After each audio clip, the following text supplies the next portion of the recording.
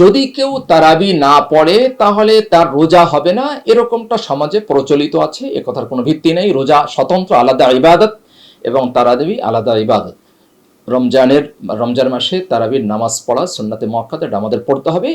আর তারাবি কয় রাকাত, এটা নিয়ে আমাদের সমাজে প্রচলিত ৮ রাকাত, ১২ রাকাত, ২০ রাকাত, এটা নিয়ে মত পার্থক্য আছে।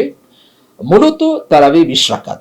রসুল আকরাম সাল্লাল্লাহু আলাইহি ওয়াসাল্লাম কখনো ৮ রাকাত সাথে ৩ রাকাত পড়েছেন। সেই ৮ রাকাত তাহাজ্জুদের নামাজ, 3 রাকাত বিতিরের নামাজ। আমরা সবাই জানি যে বিতিরের নামাজ শেষ রাত্রের নামাজ, কিন্তু আমরা যেহেতু শেষ রাত্রে উঠতে পারবো কি পারবো না সেই সংশয় থাকে, সেই জন্য ঈশার পরপর আমরা পড়ে নিই। মূলত এটা শেষ রাত্রের নামাজ। তো রসুল আকরাম সাল্লাল্লাহু আলাইহি সাল্লাম কখনো ৮ রাকাত তাহাজ্জুদ পড়েছেন, সাথে 3 রাকাত বিতির পড়েছেন। সেইটাকে আমরা অনেকে প্রমাণিত করতে চাই যে ৮ রাকাত তারাবি। আসলে বিষয়টা এমন না, বিষয়টা হলো ২০ রাকাতই তারাবি, যেটা আমাদের দ্বিতীয় খলিফা হজরত ওমরে ফারুক রাদিয়াল্লাহু তাআলা আনহু থেকে সর্বস্বীকৃত।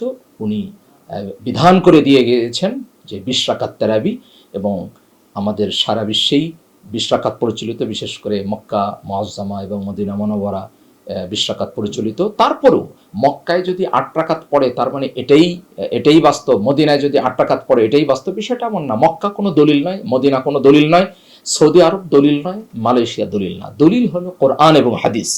মূল কথা হলো তারাবি ২০ রাকাত সুন্নাতে মুআক্কাদা, এটাই আমাদের আদায় করতে হবে। রমজান মাসে মেয়েদের ক্ষেত্রে কিছু অসুবিধা হয়। অনেক মেয়ে আছেন, সে বুঝতে পারেন না রোজা রাখা অবস্থায় তার পিরিয়ড হয়ে যায়। যদি কোনো মেয়ের রোজা রাখা অবস্থায় পিরিয়ড হয়ে যায় তাহলে তার ওই দিনের রোজা আর হবে না। তবে ওই দিন সে সবার সামনে খাওয়া দাওয়া করবে, পানাহার করবে, সেটাও আবার করা যাবে না। স্বাভাবিক যারা রোজা রাখে তাদের মতোই থাকতে হবে। তবে এই দিন যে রোজা রাখতে পারলো না, সেজন্য পরবর্তীতে রমজানের পরে গিয়ে এটার জন্য শুধুমাত্র একটা রোজা আদায় করবে, অর্থাৎ রোজার কাজা আদায় করবে। এটার জন্য কোনো কাফারা নেই।